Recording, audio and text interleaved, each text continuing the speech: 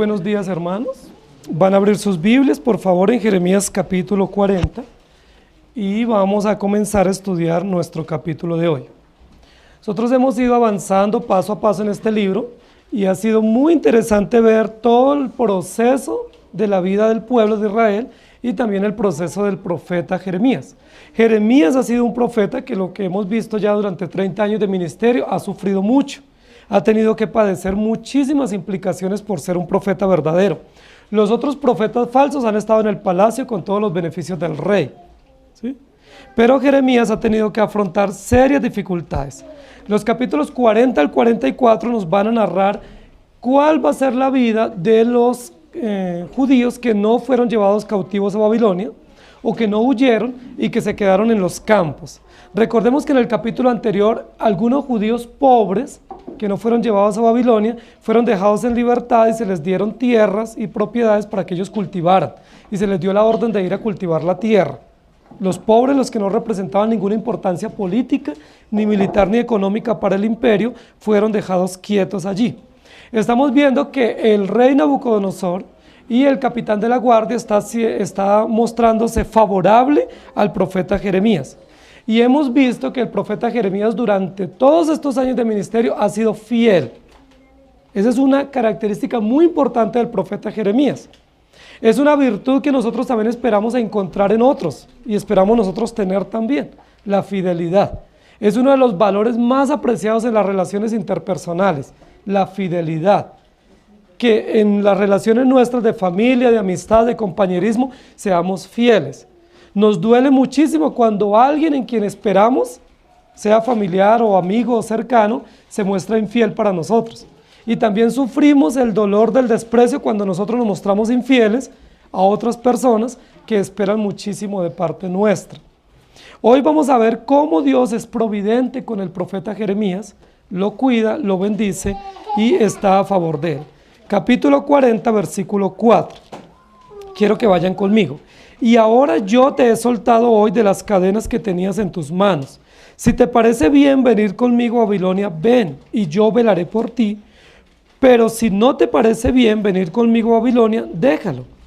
Mira, toda la tierra está delante de ti, ve donde mejor y más cómodo te parezca ir.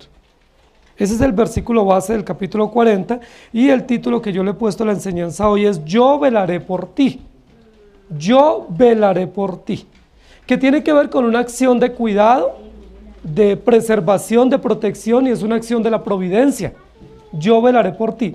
Todos nosotros, absolutamente todos los seres humanos necesitamos que alguien vele por nosotros. ¿Estamos de acuerdo? Todos necesitamos que alguien nos cuide. Es decir, vele por nosotros en asuntos básicos. Del cuidado diario, de las atenciones diarias, de la seguridad y la protección que nosotros necesitamos.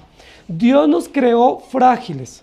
No es cierto que Dios nos creó en Edén, en la narración que la Biblia hace en Génesis 1 y 2, que nos haya creado todopoderosos. No somos todopoderosos. No somos las chicas ni los chicos todopoderosos. No somos superhombres o supermujeres fuertes y prepotentes y capaces de hacer todas las cosas.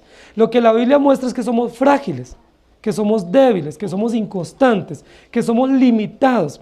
Y Dios nos diseñó para que nosotros dependamos unos de otros. Y por supuesto de quien debemos depender primariamente es de nuestro Dios. Dios nos diseñó para necesitarnos unos a otros, para apoyarnos unos a otros y para caminar unos con otros. Si a ese ingrediente básico de la creación, de la fragilidad natural de la creación, le sumamos el pecado en Génesis 3, pues todavía somos más vulnerables, más necesitados y más dependientes unos de otros. El pecado hace que nosotros seamos supremamente frágiles, supremamente limitados, que suframos soledad, depresión, angustias, tristezas, muchos desprecios y que necesitemos caminar unos con otros. Es la razón de lo cual nosotros queremos hablar en esta mañana, de cómo Dios nos provee personas y Él mismo se provee para nosotros como el Dios providente que vela por nosotros. No tenemos absolutamente nadie que vele perfecta y fielmente por nosotros como nuestro Dios. Si yo les preguntara a ustedes, las personas que Dios les ha puesto a su alrededor, ¿velan perfectamente por ustedes? Yo estoy seguro que todos tenemos quejas. que todos diríamos, sí, esa persona que está a mi lado vela por mí en algunos aspectos, pero hay muchos aspectos en los cuales no vela por mí, o en los que yo quisiera que velara por mí, pero no lo hace. Pero cuando nosotros vamos a la palabra, nos damos cuenta que quien vela perfectamente por nosotros se llama nuestro Dios, nuestro Señor Jesucristo. Hoy vamos a hablar de un lugar importante que se llama Mizpa. Probablemente no lo habíamos mencionado en estas lecturas. Mizpa es una ciudad pequeña cerca de Jerusalén, a unos 12 kilómetros de Jerusalén, y en ese lugar es donde se va a establecer un lugar como intermedio de gobierno entre Babilonia y Jerusalén. Jerusalén está destruida, ¿recuerdan? Capítulo anterior. Jerusalén destruida, la ciudad quemada, los muros destruidos, la población fue diezmada, algunos llevados al exilio, otros huyeron y se escondieron en las montañas y otros muy pocos quedaron allí. ¿Cuál fue la población que quedó? Quedaron los pobres, es decir, los que no representan ninguna importancia para el imperio. Es decir, el imperio pierde más si se los lleva cautivos, ¿sí? Es mejor dejarlos acá porque no representan ninguna importancia. ¿Quiénes más quedaron allí a los alrededores de Babilonia, en las ruinas de la ciudad? Los que fueron mutilados por la guerra. Ustedes saben que siempre que hay una guerra, sea interna o sea civil, un conflicto armado bilateral o sea interno, hay personas damnificadas, ¿sí? Los damnificados, ¿cómo quedan los que están mutilados después de una guerra? Los soldados después de una guerra. Los que quedan que les falta un ojo, que les falta un brazo, que no pueden caminar, aquellos que son víctimas de la guerra, de la violencia, ellos quedaron allí. No representan ninguna importancia también para Babilonia. ¿Para qué los van a llevar? Entonces son ciegos, son sordos, son cojos, son mancos, no porque hayan nacido así, sino porque están afrontando esa realidad a raíz de la guerra. Eso es una realidad muy triste. Nosotros hemos vivido eso en nuestro país y probablemente conocemos amigos o familiares o vecinos que sus hijos han ido como soldados o que han sido víctimas de ataques guerrilleros o del gobierno y han salido mutilados en situaciones de guerra. Es una situación dolorosa. Nosotros vemos por las noticias personas que pierden algunos miembros de su cuerpo por minas antipersonas o porque han ido a la guerra y han sido atacados con granadas o con armas, y es una situación dolorosa para ellos y para sus familias. Estas personas no fueron llevadas a Babilonia, y es de entender por qué, ¿cierto? Babilonia era un imperio poderoso, estaba reclutando soldados y personal noble que fuera útil para el imperio. Este tipo de personas no representan ninguna importancia ni ninguna amenaza para el imperio. Entonces ellos quedaron a los alrededores. Pero ustedes piensen un poco cómo va a ser la convivencia de estas personas. La ciudad destruida, ¿cierto? El rey fue llevado cautivo y le sacaron los ojos y los llevaron a Babilonia. No hay descendiente de la casa de David que gobierne porque todos los hijos varones del rey fueron degollados. Los sacerdotes fueron sacados. La ciudad destruida, el templo quemado, los muros destruidos. Y todos los mejores ciudadanos, es decir, los más inteligentes, los empresarios, los profesionales fueron llevados cautivos. Otros soldados huyeron para no ser apresados por los soldados de Babilonia. La ciudad quedó en ruinas. Y los pocos que quedaron no pueden trabajar, no pueden movilizarse, no pueden desarrollar la ciudad nuevamente ni los campos. ¿Cuál es el futuro para esta ciudad y para este país? ¿Tiene futuro Jerusalén y Judá? En términos naturales, económicos y militares y de aporte de la población no tiene ningún futuro. Sí, es una colonia diezmada, arruinada, destruida, no tiene ningún futuro la ciudad, en términos humanos, en términos de nuestra apreciación. Nuestra percepción es, bueno, esto no sirve para nada, esto está todo arruinado, mejor busquemos para dónde nos vamos. Y en este capítulo vamos a ver que algunos de los que quedaron, que tuvieron un poquito de valor y de iniciativa, pensaron en irse para Egipto, porque dijeron, no tiene sentido, aquí vamos a morir de hambre. Pero nosotros sabemos que hay promesas alrededor de Judá y de Jerusalén, y que esas promesas se cumplen. Aunque naturalmente la ciudad está en ruinas, las promesas que dicen, que Dios va a levantar a Judá y a Jerusalén, que de Judá y de Jerusalén nacerá el Salvador, y que será una ciudad nuevamente reconstruida y próspera. En este momento no lo es. Vamos a ir a los primeros 6 versículos. El tema de la prédica es, yo velaré por ti. No sé si les llega al corazón ese título. Es un título de la Escritura, yo velaré por ti. Y no son las personas las que velan por nosotros, es Dios mismo el que vela. Jeremías 41 al 6. Palabra de Jehová que vino a Jeremías después que Nabuzaradán, capitán de la guardia, le envió desde Ramá, cuando le tomó estando atado con cadenas entre todos los cautivos de Jerusalén y de Judá que iban deportados a Babilonia. Tomó pues el capitán de la guardia a Jeremías y le dijo: Jehová tu Dios habló este mal contra este lugar, y lo ha traído y hecho Jehová conforme lo había dicho, porque pecasteis contra Jehová y no oísteis la voz, por eso os ha venido esto. Y ahora yo te he soltado hoy de las cadenas que tenías en tus manos. Si te parece bien venir conmigo a Babilonia, ven y yo velaré por ti. Pero si no te parece bien venir conmigo a Babilonia, déjalo. Mira toda la tierra que está delante de ti, ve a donde mejor y más cómodo te parezca ir. Si prefieres quedarte, vuélvete a Gedalías, hijo de Ahicam, hijo de Safán, el cual el rey de Babilonia ha puesto sobre todas las ciudades de Judá, y vive con él en medio del pueblo, o ve a donde te parezca más cómodo ir. Y le dijo el capitán de la guardia, y le dio el capitán de la guardia provisiones y un presente, y le despidió. Se fue entonces Jeremías a Gedalías, hijo de Ahicam, a Mizpa, y habitó con él en medio del pueblo que había quedado en la tierra. Esta primera parte del capítulo es una parte supremamente llamativa. A mí me encanta ver los paralelos y los contrastes en la historia bíblica. Primero, ¿quiénes eran los que tenían que velar por el bienestar del profeta Jeremías? El rey Sedequías, los principales del gobierno y toda la población de la ciudad. ¿Lo hicieron? No lo han hecho. Jeremías lo pusieron en la cárcel, lo humillaron, le levantaron falsos testimonios y lo dejaron preso. Pero como Dios es fiel y Dios es providente y es benévolo con sus hijos, envió a un hombre extraño. Primero mandó a Ebed-Melech, ¿cierto? Que lo sacó de un pozo y le dio alimento y le aseguró una ración diaria. Pero nuevamente lo volvieron a meter en la cárcel. Ya Ebed-Melech no está, el reino ya no existe. ¿Quién va a Dios a poner a favor de este profeta sufriente en una ciudad arruinada? La ciudad arruinada, la ciudad destruida y Jeremías en la cárcel. ¿Cuál es el fin de Jeremías? ¿Cuál es la crónica? De una muerte anunciada y muy prematura para Jeremías, en medio de la esclavitud. Pero Dios es fiel. Nosotros diríamos, Jeremías está condenado a morir en las cadenas en Jerusalén. O muere de hambre, o muere por la depresión de estar preso y la angustia de estar en soledad. Pero Dios no lo va a dejar morir así a su profeta. Envía desde Babilonia a Nabuzaradán. ¿Quién es Nabuzaradán? Nosotros no sabemos quién es. La Biblia sencillamente registra que era el capitán de guerra del emperador.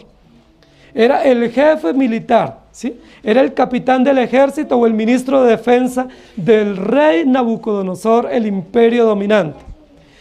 ¿Qué interés tiene el rey Nabucodonosor y su capitán del ejército en que Jeremías viva? ¿Tiene algún interés? ¿Representa Jeremías alguna importancia para el imperio? Pues no. Jeremías es un simple y vil profeta. Lo ha dejado preso el rey anterior. ¿Qué interés representa para Nabucodonosor dejarlo libre y proponerle llevarlo a Babilonia? Ninguno. Pero como Dios es fiel y la providencia de Dios prevalece en medio de las circunstancias adversas para sus hijos, Dios envía a Nabuzaradán.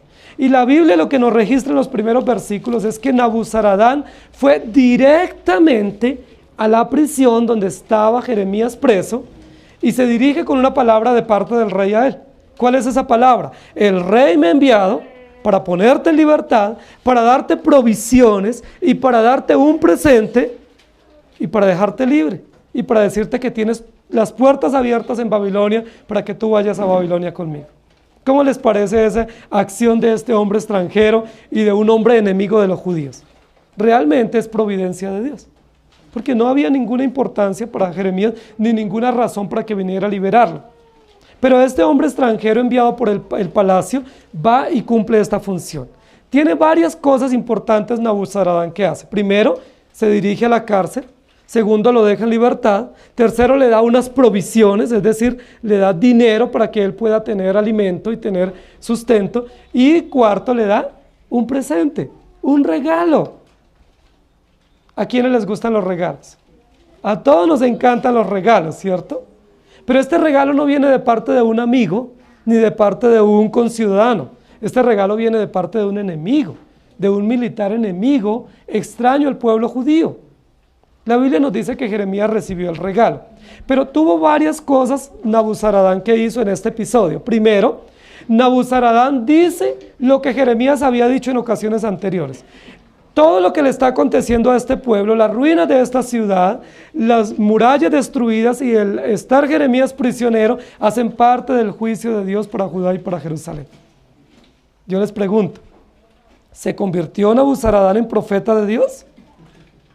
Porque lo que hace Nabuzaradán es replicar un mensaje que Jeremías había dicho. ¿Desde cuándo Nabuzaradán atestigua que todo lo que está sucediendo es juicio divino? ¿Es Nabuzaradán cristiano? ¿Conoce al Dios verdadero? ¿Cómo Nabuzaradán replica las mismas palabras del profeta y se para en un lugar público para decir, mire, todas estas ruinas, estos muros arruinados y todo el hambre que ustedes están enfrentando no es ni más ni menos que el juicio divino por la rebelión de ustedes?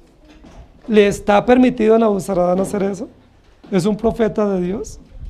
¿O es un oportunista político militar buscando más adhesiones de judíos para que se vayan a Babilonia? La Biblia no dice cuál fue el interés de Nabuzaradán hacer eso. Ahora, lo más probable es que Jeremías, como había anunciado en muchas oportunidades, que los judíos para sobrevivir se rindieran a Babilonia. ¿Recuerdan?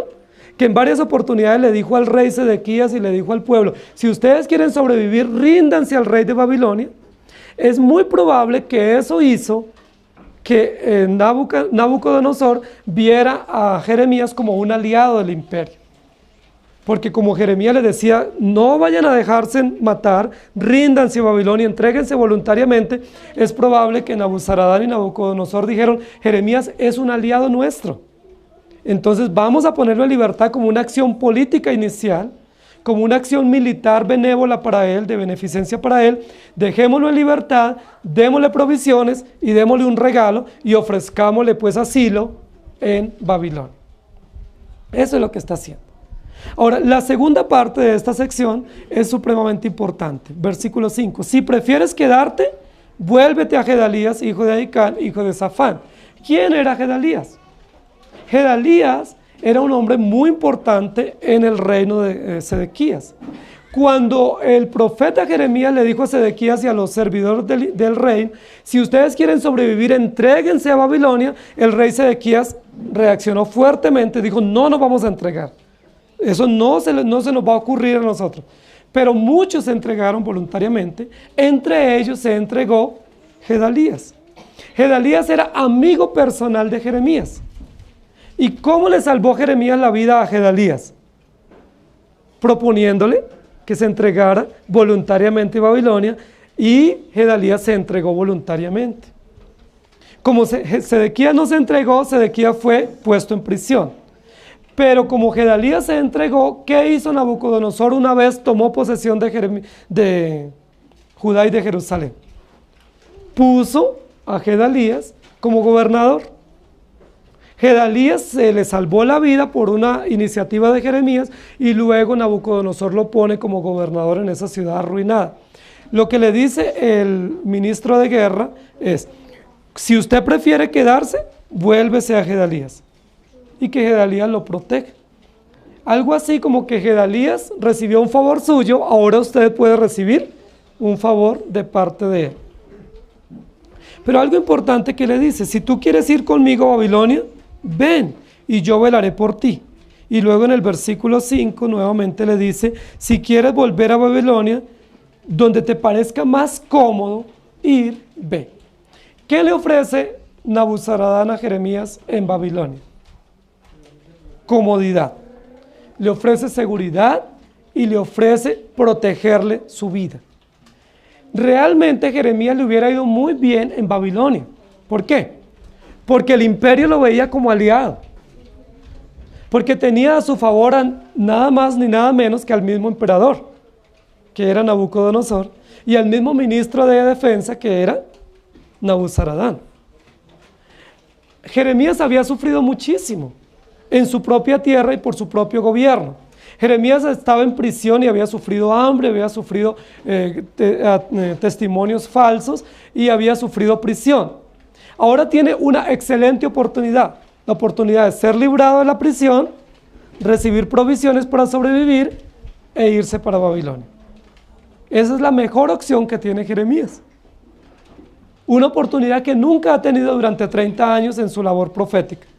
Nunca ha tenido la oportunidad de ir a Babilonia, de vivir allá y de estar favorecido o asilado con la venia militar y política del emperador. ¿Cómo les parece a ustedes esa acción para el profeta Jeremías? Para un profeta sufrido, para un profeta que ha sido fiel, pero que merece una recompensa por su sufrimiento. Irse a Babilonia es la opción. Escoge dónde va a ir. Si usted hubiera sido, ¿qué hubiera escogido?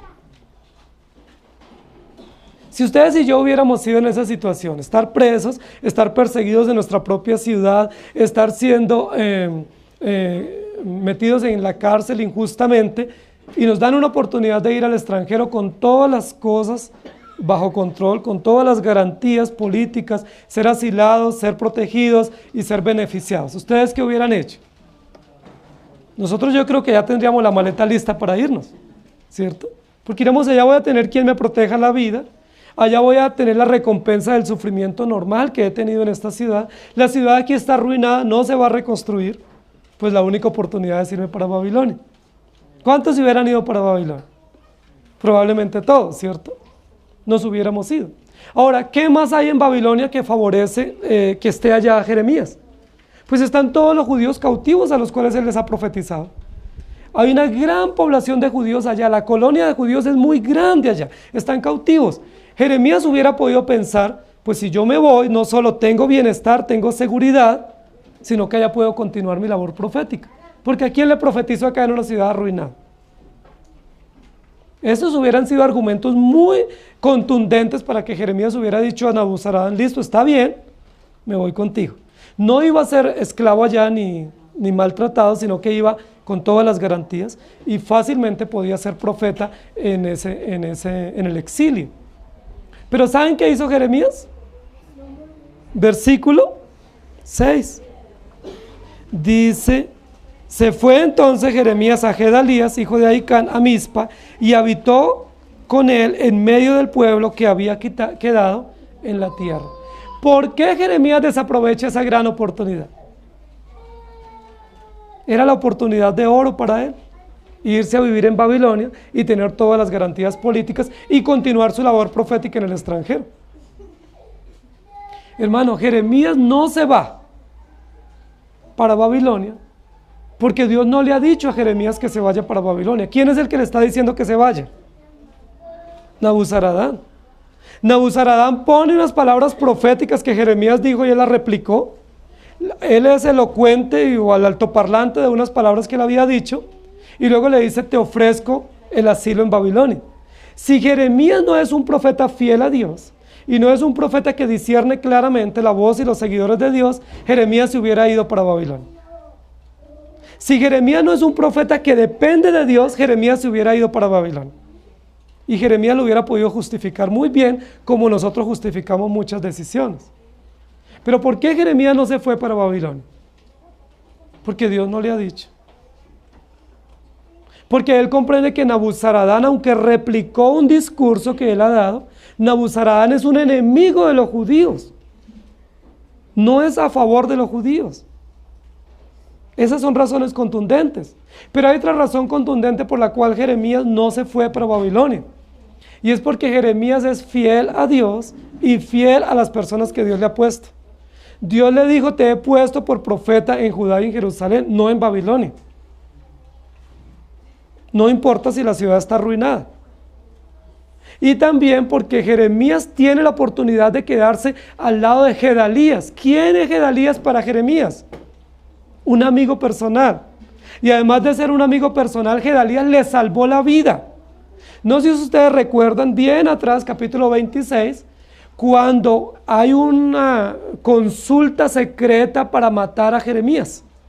Hay un acuerdo secreto, sigiloso para hacerle seguimiento a Jeremías y matarlo. Y eso es un acuerdo que viene de parte del gobierno, del palacio. ¿Quién le salvó la vida a Jeremías en esa oportunidad? ¿Ustedes recuerdan? Gedalías. Gedalías, hijo de Ahicam, hijo de Safán, le salvó la vida y le dijo, Jeremías, hay un complot para matarte. Vete de Anatot. porque hay un complot y van a matarte. Huye rápidamente para que salves tu vida. Ustedes, queridos hermanos, creen que esas deudas de gratitud por personas que han estado al lado nuestro, que nos han defendido y que han sido puestas por Dios para apoyarnos, ¿se pueden despreciar con facilidad? ¿Qué pensaríamos si Jeremías, en lugar de quedarse junto a Gedalías, que ha sido su amigo por años y que le ha salvado la vida realmente, se hubiera ido para Babilonia? ¿Qué pensaríamos de un amigo así? ¿Y qué pensaríamos de un profeta que Dios lo pone en un lugar y él ve más cómodo irse para otro lugar? Diríamos, no tiene ningún sentido, ¿sí? Jeremías hubiera sido tratado de traidor a su pueblo, traidor a su patria, si él se va para Babilonia y no se queda allí. Además, hay algo bien importante en Jeremías de por qué él determinó quedarse en Judá y en Jerusalén. Y es, ¿dónde él es más necesario? ¿Donde hay comodidad y bienestar en un imperio o donde hay gente necesitada? ¿Dónde es más útil servir? Hay personas que dicen, yo quiero servir a Dios, y sacan la visa para irse para Europa o para irse para Estados Unidos. ¿Dónde hay más necesidades para nosotros servir a Dios? ¿Dónde somos más útiles? ¿Donde están todas las cosas, donde hay comodidad y bienestar, o donde hay necesidades? Hay muchas personas que dicen, yo quiero en una iglesia donde todo esté solucionado y resuelto. Bueno, ahí no van a poder servir a Dios. Pero si Dios nos pone en una iglesia donde hay muchas necesidades, somos más útiles y podemos servir realmente a Dios porque hay muchas cosas para hacer y en las cuales podemos participar. ¿Con quiénes se quedó Jeremías en Jerusalén y en Judá? ¿Con los pobres? ¿Con los mutilados? ¿Con los minusválidos? ¿Con las personas que tenían grandes necesidades? Que estaban pasando necesidades, con ellos se quedó. Y eso muestra realmente un corazón compasivo y un corazón servicial de parte de Jeremías para Dios. Realmente Jeremías es un profeta de Dios. No se deja desencantar por propuestas de comodidad o de bienestar. Literalmente lo que le dice Nabucodonosor es, si tú quieres comodidad, pues ni lo pienses. El lugar es Babilonia. Si tú quieres bienestar, si tú quieres que se te solucionen todas tus cosas económicas, de seguridad y de comodidad, pues no hay que pensarlo dos veces. Sencillamente nos vamos para Babilonia. Pero si el llamado no es la comodidad, sino el llamado es servir a Dios, el lugar no es Babilonia. El lugar es Judá y Jerusalén. Y cualquiera diría, pero en medio de estas ruinas, pero después de 30 años de ministerio no me merezco algo mejor. Pero después de sufrir 30 años y en mi propia tierra, ¿no es mucho más loable irme al lugar de la comodidad y del bienestar y de la riqueza y del poder? La respuesta es no. Si Dios nos llamó para servirle a Él, debemos estar al lado del necesitado, al lado del que podemos ser más útiles y no en busca de la comodidad.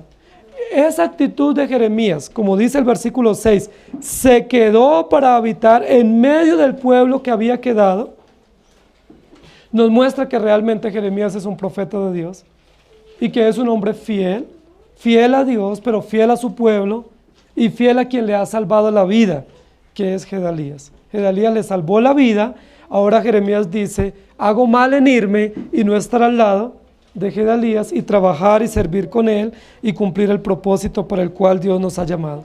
Entonces, en primer lugar, Jeremías comprendió que quien velaba por él no era Babilonia ni Nabuzaradán. ¿Quién es el que velaba por Jeremías? Dios.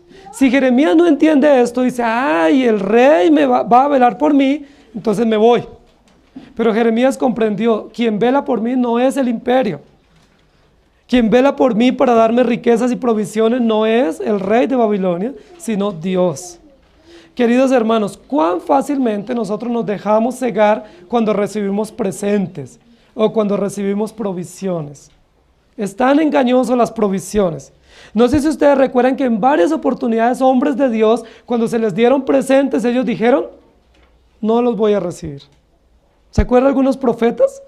Cuando contribuyeron a algunos reyes con algunas tareas importantes y recibieron presentes, estos profetas que dijeron, yo no voy a recibir presentes. ¿Y saben qué dice la Biblia? Que no recibamos presentes. La Biblia dice, Dice, porque cuando el juez recibe presente, ¿qué pasa con el juicio? El juicio se tuerce. Cuando se reciben presentes, nosotros comenzamos a dejarnos llevar por los presentes. Si a mí alguien me da un regalo y después me dice, sí, pastor, pero, ¿yo qué digo? Ahora, ¿cómo le digo que no? Si ya me dio un regalo, o ya me invitó a comer, o ya me trató bien, ¿yo cómo le digo que no? Es importante esto. Jeremías recibió el presente, que es lo que hago yo, recibo los regalos, pero no hizo lo que este ministro le estaba diciendo. Él lo que le dijo fue, yo te voy a dar provisiones, te voy a dar un regalo, voy a hablar de Dios, porque fue lo que hizo él, habló de Dios y proclamó algo que realmente era verdadero, solamente para engañarlo, y luego le dice, nos vamos para Babilonia, ya vas a pasar muy bien. Si nosotros no sabemos recibir los presentes, ¿qué hubiéramos hecho? Nos vamos. ¿Cómo ahora le digo que no? Jeremías recibió el presente, recibió la provisión como parte de la providencia divina, pero no se dejó engañar por este emperador, ni por este ministro de defensa. Nosotros necesitamos, queridos hermanos, ser firmes en los criterios que Dios nos ha dado. Muchos de nosotros nos dejamos llevar con mucha facilidad por cualquier ideología o cualquier enseñanza. No debe ser así con los creyentes verdaderos. Los creyentes verdaderos puestos por Dios debemos estar firmes y constantes donde Dios nos ha puesto y en la doctrina que nos ha enseñado. No importa quién nos quiera vulnerar. No importa que tengamos propuestas para ir a Babilonia, o que tengamos propuestas de comodidad o de bienestar, o que recibamos presentes. Si recibimos presentes, bienvenidos sean, pero no podemos dejarnos cegar por los presentes y dejarnos engañar. Porque quien vela por nosotros no es el Estado o el imperio o los amigos o las personas. Quien vela por nosotros es nuestro Dios. Él vela por nosotros, Él nos cuida. Segunda parte, del 7 al 12. Cuando todos los jefes del ejército que estaban en el campo, ellos y sus hombres, oyeron que el rey de Babilonia había puesto a Gedalías, hijo de Ahicam, para gobernar la tierra, y que le había encomendado a los hombres y las mujeres y los niños y los pobres de la tierra que no fueron transportados a Babilonia, vinieron luego a Gedalías en Mizpa, esto es, Ismael, hijo de Netanías, Johanán y Jonatán, hijos de Carea, Seraías, hijo de Taumelet, los hijos de Efai, Nefotatita, y Jesanías, hijo de Maacateo, ellos y sus hombres, y le juró Gedalías, hijo de Ahicam, hijo de Safán, a ellos y a sus hombres, diciendo, no tengáis temor de servir a los caldeos, habitad en la tierra y servid al rey de Babilonia, y os irá bien.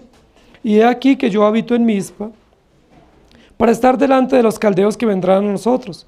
Mas vosotros tomad el vino, los frutos del verano y el aceite, y ponedlos en vuestros almacenes, y quedaos en vuestras ciudades que habéis tomado. Asimismo, todos los judíos que estaban en Moab, y entre ellos los hijos de Amón y de Edom, y los que estaban en todas las tierras, cuando oyeron decir que el rey de Babilonia había dejado a algunos en Judá y que había puesto sobre ellos a Gedalías, hijo de Ahicam, hijo de Safán, todos estos judíos regresaron entonces de todos los lugares a donde habían sido echados, y vinieron a tierra de Judá, a Gedalías en Mizpa, y recogieron vino y abundantes frutos.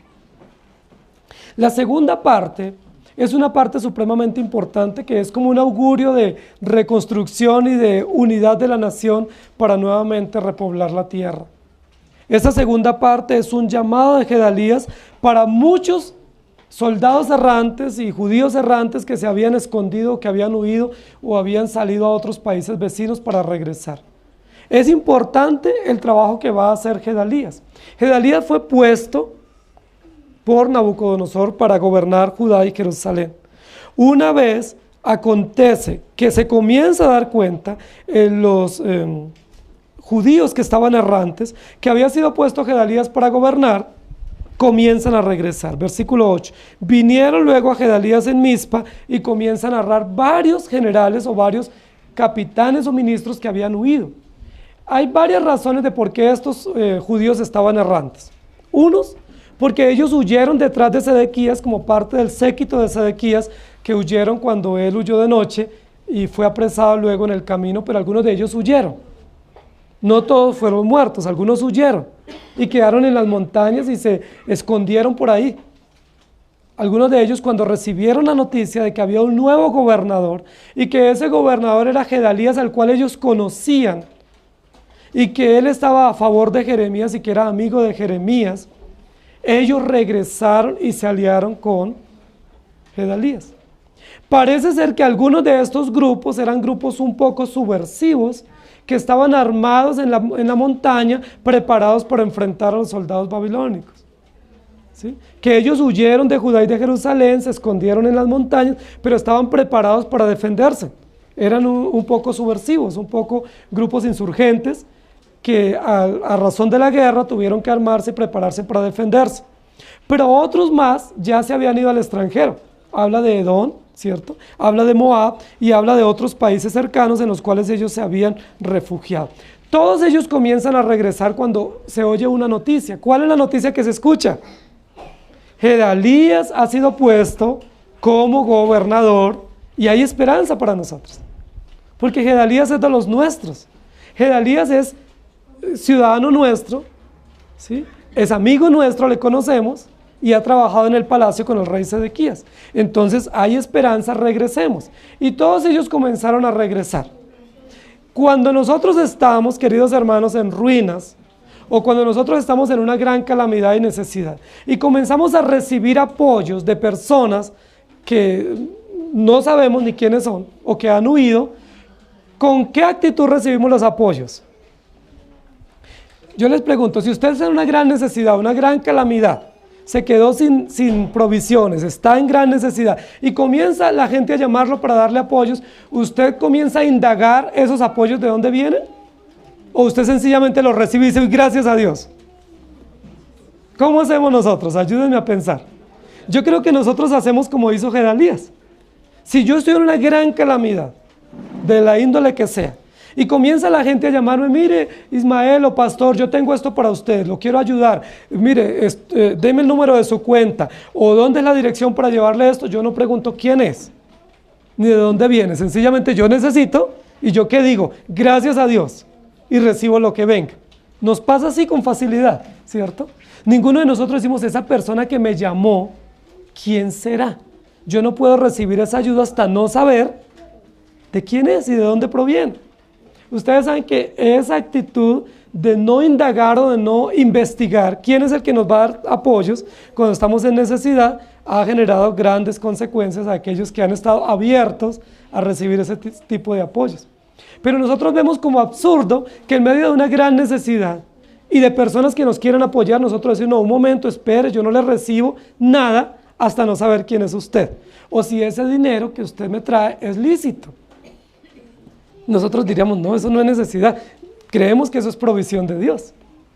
Ha habido iglesias y pastores que han caído en esa trampa cuando ha habido personas que han dicho, bueno, ¿qué necesita? Necesita construir, dígame cuánto y yo le construyo. O yo le doy el dinero. ¿Y qué decimos o qué dicen esas iglesias? Gracias a Dios, resultó quien nos provea para construir.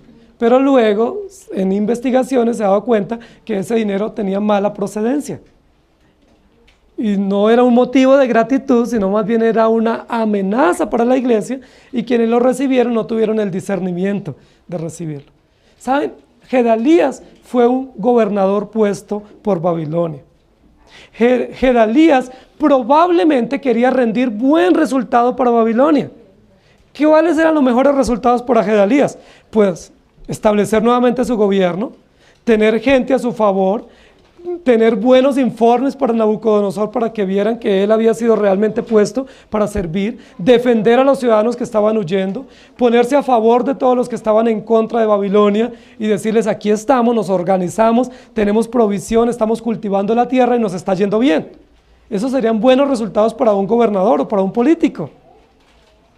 Pero ¿saben en qué obró mal Gedalías? Que Gedalías no tuvo discernimiento. Y Gedalías no dependió de Dios para gobernar. Y Gedalías no comenzó a orar y decir, bueno, todas estas personas que se quieren aliar conmigo, ¿serán buenos o serán malos? Todos los que están diciendo que quieren trabajar conmigo, ¿será que realmente no viene algún infiltrado que quiera causarme daño? Gedalías no tuvo ese discernimiento. Él estaba feliz de ayudar a su pueblo y de servir a Babilonia. Él estaba feliz de reconstruir su ciudad y su gobierno y de que todos los que vinieron pues le colaboraron. Y de todos los que se unieron a él, ¿cómo lo recibió Gedalías? Con brazos abiertos y les dijo: bienvenidos, no tengan temor de estar conmigo, no tengan temor de servir a Babilonia, vamos a servir y vamos a lograr un buen resultado. Gedalías tiene un discurso que no es un discurso propio de un gobernador puesto por Dios. Gedalías tiene un discurso populista, ¿sí? Un discurso esperanzador, un discurso redentor para el pueblo. Es decir, yo estoy acá y estoy para servirles. ¿En qué les puedo colaborar? Yo les colaboro, cuenten conmigo, no tengan miedo. Me va bien como político, ¿cierto? No tengan miedo, si están conmigo, todos los que quieran unirse conmigo, yo los voy a defender. Yo los voy a defender y nos va a ir bien, no tengan temor. Y se reunieron todos los soldados que huían, todos estos grupos armados al margen de la ley que estaban huyendo para protegerse de la invasión babilónica. Todos los que se habían ido al extranjero regresaron, pero Gedalías no revisó las hojas de vida, no revisó de dónde venían, sencillamente, todos son bienvenidos en mi gobierno. Y vamos a hacer lo que Dios nos puso a hacer. Y vamos a levantar esta ciudad adelante. Y los campos van a ser productivos y habrá comida para todos. Tanto así que el versículo 12 dice: vinieron a la tierra de Judá a Gedalías en Mizpa y recogieron vino y abundantes frutos. En poco tiempo que Gedalías estaba gobernando, los campos ya estaban floreciendo. Parece ser que no fueron devastados y que estos campesinos y estos ciudadanos que quedaron rápidamente, como es la labor del campesino, fueron con diligencia a trabajar. El campesino sabe trabajar la tierra, sabe los métodos para la cosecha y rápidamente pusieron a producir esa tierra. Además, la promesa es que Palestina y Judá y Jerusalén es una tierra abundante, próspera, y el favor de Dios está sobre la nación. Yo velaré por ti. Pero ¿saben? Por Jeremías no velaba Nabuzaradán. ¿Quién velaba a favor de Jeremías? Dios. Ahora, ¿quién va a velar por el pueblo? ¿Gedalías? No es Gedalías el que va a velar a favor del pueblo que huye, que está atemorizado por la invasión babilónica. ¿Quién es el único que puede velar por el pueblo? Dios. Mire qué engaño tan increíble. Jeremías casi es engañado de que quien vela por él es Nabuzaradán y no Dios. Y ahora el pueblo es engañado, los pocos que han quedado, los que están huyendo y los que están atemorizados, de que quien va a velar por ellos es Gedalías como gobernador y no Dios. Nosotros nos equivocamos con facilidad. Con mucha facilidad nosotros pensamos que quien vela por mí es el gobierno, o es mi familiar, o es quien se ha mostrado a favor mío. Y nos equivocamos, porque ninguno realmente puede velar por nosotros, solamente nuestro Dios, nuestro Señor y nuestro Salvador. No tengan temor, no tengan angustia, no se asusten. Babilonia no nos va a invadir más, nosotros somos una colonia de ellos, yo he sido puesto por ellos, únanse conmigo, unamos esfuerzos y sacaremos esto adelante. Y en medio de un país en ruinas, en medio de una ciudad devastada, en medio de todos los símbolos destruidos, ¿a quién no le gusta ese tipo de discurso? ¿A quién no le gusta ese discurso? Sí, cuando estamos en ruinas, tranquilo, ánimo, tú puedes, estamos contigo, yo estoy para apoyarte, cuenta conmigo, dígame en qué le puedo colaborar. Y nosotros decimos, gracias a Dios tenemos quien nos ayude. ¿Saben, hermanos? Nosotros necesitamos más discernimiento. Porque muchas veces nosotros decimos amén a lo que no debemos decir amén. Y agradecemos a Dios por actos providenciales que realmente no muestran la voluntad perfecta de Dios, sino que son situaciones para poner a prueba nuestro carácter y nuestra fe. Gedalías necesitó discernimiento. Gedalías necesitó saber todos estos apoyos que él recibía, si eran favorables o no. Y vamos a la tercera parte, versículos 13 al 16. Y Johanán, hijo de Carea, y todos los príncipes de la gente de guerra que estaban en el campo, vinieron a Gedalías en Mizpa, y le dijeron, ¿no sabes que Baalis, rey de los hijos de Amón, ha enviado a Ismael, hijo de Netanías, para matarte? Mas Gedalías, hijo de Ahicam, no les creyó. Entonces Johanán, hijo de Carea, habló a Gedalías en secreto en Mizpa diciendo: yo iré ahora y mataré a Ismael, hijo de Netanías, y ningún hombre lo sabrá. ¿Por qué te ha de matar? Y todos los judíos que se han reunido a ti se dispersarán y perecerá el resto de Judá. Pero Gedalías, hijo de Ahicán, hijo de Johanán, hijo de Carea, dijo: no hagas esto, porque es falso lo que tú dices de Ismael. Esta tercera parte ya comienza a mostrar todas las consecuencias de todos los apoyos que recibió Gedalías para gobernar. El versículo 13 dice: y Johanán, hijo de Carea, era uno de los príncipes de guerra, vino a Gedalías en Mizpa y le habló y le dijo: hay un hombre entre todos estos grupos que se están reuniendo para apoyarte, que fue infiltrado y que realmente él no está procurando trabajar por Judá y por Jerusalén, ni es honesto en su apoyo para ti, gobernador, sino que él está procurando infiltrarse para matar al gobernador. ¿Quién era ese hombre? Ismael. ¿Quién lo infiltró? El rey de Moab. El rey de Moab, y los moabitas eran enemigos de los judíos, recuerdan, enemigos acérrimos, infiltró uno de estos hombres que se mostró a favor de Gedalías y que dijo: yo quiero apoyarte, yo quiero que tú me gobiernes, yo quiero que tú me protejas, pero realmente había un hombre infiltrado que lo único que buscaba era estar cerca de Gedalías para matarlo. Todos los apoyos que recibió Gedalías los recibió de brazos abiertos. Gedalías no se sentó un minuto a pensar: ¿será que todo esto viene de parte de Dios? ¿No será que alguno de ellos se levantará en contra y causará un gran daño? Él no examinó eso, no investigó, todo lo recibió. Y yo creo que es un fuerte llamado de atención para nosotros también. Porque muchísimas veces cuando recibimos apoyos, nosotros no examinamos de parte de quién viene. Sencillamente damos por hecho que vienen de Dios y los recibimos. Muchas veces cuando tenemos empleados no examinamos qué tipo de empleados estamos recibiendo. O cuando tenemos vecinos, o cuando tenemos inquilinos, o cuando tenemos socios en los trabajos, no examinamos qué tipo de socios tenemos, o de vecinos, o de inquilinos, o de amigos, o quién es el que nos quiere apoyar, o quién es esa persona que dice: yo quiero visitarte y quiero llevarte un presente. ¿Será una persona realmente favorable y que va a ser de bendición? ¿O puede ser un Ismael? Yo siempre les he dicho a ustedes: tengan cuidado con los ismaelitas. Los ismaelitas llevaron cautivo a José a la tierra de Egipto y lo esclavizaron. No se confíen de los ismaelitas. Ismael se levanta, es infiltrado por un reino vecino, moabita, con un único fin: matar a Gedalías. ¿Quién lo sabía? Lo sabe Dios. Lo sabía Ismael, que había sido infiltrado, y el rey de Moab. Pero en Judá y en Jerusalén, ¿quién lo sabía? Nadie. Pero hay un hombre de inteligencia militar interesante que no sabíamos quién era, pero aquí surge en la escena, y es Johanán, hijo de Carea. Este hombre inmediatamente va y le dice: gobernador, aquí hay un infiltrado que quiere causar daño. Si usted me da permiso, yo voy y lo mato y nadie lo sabrá. Ojo por ojo y diente por diente.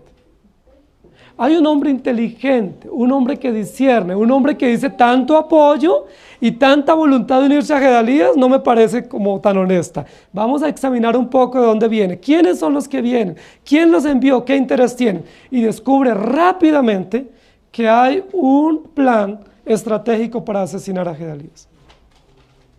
Si asesinan a Gedalías, hay situaciones muy complicadas, porque Gedalías ha sido puesto por el emperador de Babilonia. Entonces va a generar una guerra. Gedalías ha sido puesto a favor del pueblo de Judá y de Jerusalén para reconstruirlo. Entonces va a decaer todo este proyecto de reconstrucción y de unidad de la nación. Y probablemente va a haber una guerra entre Moab y Nabucodonosor, o Moab y Babilonia. Este hombre, Johanán, va y le advierte al rey. A él nadie le ha dicho que haga esto. La Biblia no dice que lo pusieron como agente de inteligencia, como agente secreto. No dice la Biblia que Gedalías lo puso para que investigara las hojas de vida. No, sencillamente él se da cuenta que hay un plan. Él percibe en su inteligencia militar que hay un plan contra el rey, tiene que advertírselo. ¿Y el rey cómo toma esta información? Ah, ¿qué va a hacer, hombre? Si todos me dijeron que estaban a favor mío. Todos estos hombres dijeron que lo único que quieren es que yo les gobierne y que estaban muertos del miedo de Nabucodonosor. Y yo les prometí darles seguridad y que no tuvieran temor.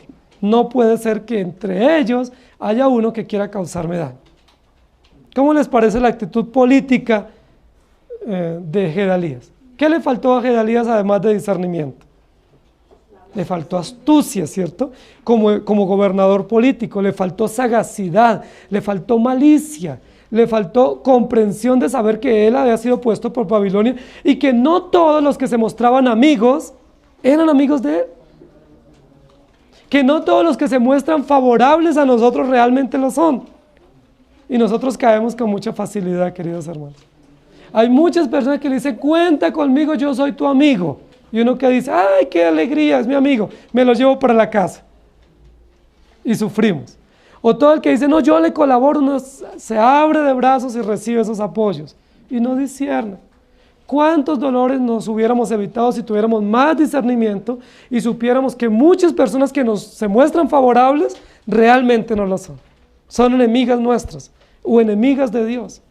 Este hombre era enemigo de Dios y enemigo de Gedalías. Pero cuando se le da a Gedalías la información,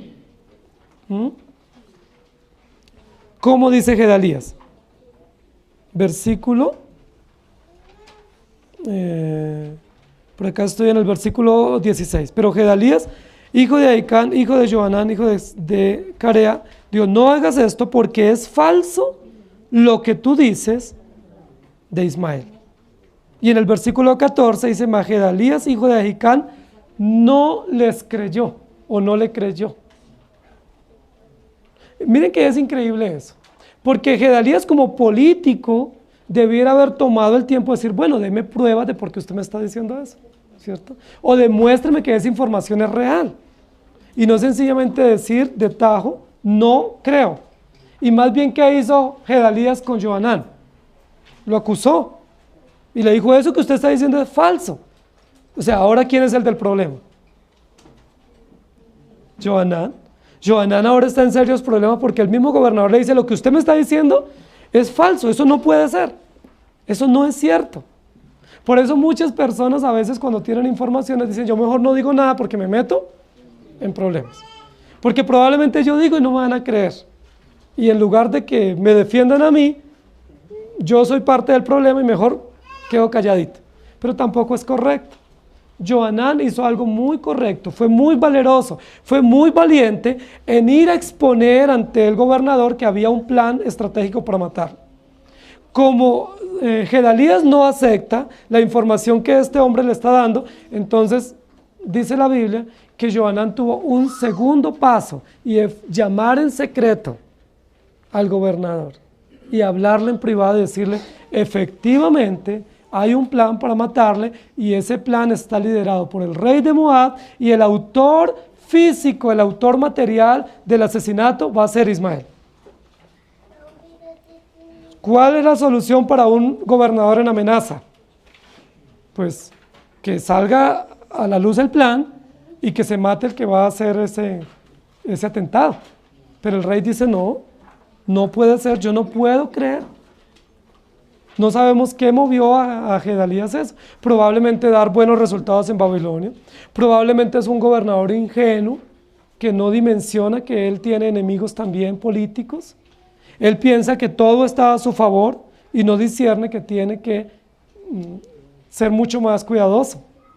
La Biblia lo que nos dice es que no le creyó y declaró como testimonio falso y no aceptó que Ismael fuera puesto en evidencia y que pudiera ser muerto o pudiera ser apresado.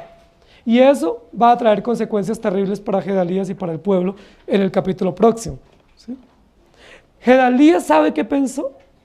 Que quien velaba por él era el rey de Babilonia. Y olvidó que quien velaba por él era Dios. Hay tres aspectos importantes en este capítulo. Nabuzaradán piensa que quien vela por Jeremías es él y no Dios. El pueblo piensa que quien vela por ellos es Gedalías y no Dios. Y Gedalías piensa que quien vela por él es Nabucodonosor y no Dios. Terrible error en todos estos casos, porque cuando dice yo velaré por ti, nosotros no podemos pensar que es una persona la que vela por nosotros, sino que es Dios el que vela por nosotros. Que si Jeremías no fue a Babilonia, sino se quedó en la tierra afrontando todas las incomodidades, es porque Jeremías comprendió que Dios estaba velando por él. Que si el pueblo podía tener seguridad y no estar atemorizado en su propia tierra, ni tener miedo de una nueva invasión, no era por la acción política de Gedalías, ni por la alianza de Gedalías con Nabucodonosor, sino porque Dios velaba por ese pueblo y los iba a sacar en victoria. Si Gedalías iba a ser guardado como gobernador, no era por la defensa y por el aval que tenía de Nabucodonosor, sino porque Dios lo estaba guardando. Pero esa ingenuidad o esa complicidad política, buscando bienestar y comodidad, y buscando llevársela bien con todos, porque eso fue lo que le pasó a Gedalías. Pensó llevársela bien con todos y que todos se mostraban a favor de él y él les creyó, le va a costar, y costar muy caro. No nos vamos a adelantar al próximo capítulo, que se va a enseñar el próximo domingo, pero va a costar mucho, y debemos estar aquí todos juiciosos el próximo domingo para aprender qué implica y qué consecuencias tiene cuando nosotros no tenemos discernimiento. Y cuando nosotros no dependemos de Dios. Y cuando todos se muestran amigos y nosotros no oramos y decimos, Señor, ¿realmente esa persona es favorable? ¿Esa es tu voluntad o no? Sino que sencillamente vemos todo como el panorama favorable, pero no discernimos que en todo eso también hay pruebas, ¿sí? Y hay amenazas y hay engaños, y que la providencia, como lo hemos aprendido, no es segura para determinar la voluntad de Dios. La providencia es providencia, pero la voluntad de Dios se muestra a través de su palabra perfecta. Y Jeremías y Gedalías, puestos por Dios, tenían que gobernar de la mano de Dios, no de la mano de Nabucodonosor, ni en pro del bienestar y la comodidad. Inclinen su rostro, por favor. Amado Señor, gracias te damos porque tú velas por nosotros. Y te pedimos perdón, porque muchas veces cuando recibimos aliados, o recibimos presentes, o provisiones, nuestra mente y nuestro corazón se ciega, y comenzamos a pensar que son otros los que velan por nosotros, y no tú. Te pedimos perdón. Te damos gracias por la actitud ejemplar de Jeremías, de no dejarse deslumbrar por las comodidades del imperio, y por las riquezas y los favores políticos, sino mantenerse firme a su llamado y firme al lugar y la nación donde tú lo pusiste, a pesar de las implicaciones. Te damos gracias por Gedalías, por esa amistad con Jeremías que se mantuvo y se conservó, pero Señor, te pedimos perdón porque muchas veces actuamos como Gedalías. Pensamos que todos los que se muestran amigos realmente lo son, y no tenemos el discernimiento ni el tiempo de espera para orar y para confiar en ti. Te damos gracias por Johanán, porque fue valeroso para manifestar un plan secreto de asesinato contra el gobernador. Pero Señor, no queremos ser como Gedalías, tan incrédulos, tan confiados, tan ingenuos, sin ningún tipo de discernimiento espiritual, y dejarnos llevar con facilidad por las cosas pasajeras y por los actos providenciales. Ayúdanos a tener discernimiento, Señor. Nosotros pecamos cuando confiamos excesivamente en nuestros hijos. Pecamos cuando confiamos en nuestra pareja y nos descuidamos. Pecamos cuando confiamos en nuestros empleados. Pecamos cuando confiamos en la iglesia, en los hermanos, en los vecinos, y dejamos de confiar en ti. Ayúdanos, Señor, a confiar únicamente en ti y a tener discernimiento espiritual en todas las relaciones que tenemos como hermanos y como amigos. Te suplicamos todo esto en Cristo Jesús. Pero te agradecemos también porque tú velas por nosotros. No necesitamos favores políticos, ni militares, ni de amigos, ni necesitamos respaldo de nadie para ser sustentados. porque tú velas por nosotros. Aunque tú usas todas esas instancias, no le debemos favores a ninguno de ellos, sino que nos debemos únicamente a ti, Dios soberano y perfecto, que cuidas y sustenta nuestra vida y nuestra iglesia. En el nombre del Señor Jesús. Amén. Que el Señor les bendiga, hermanos.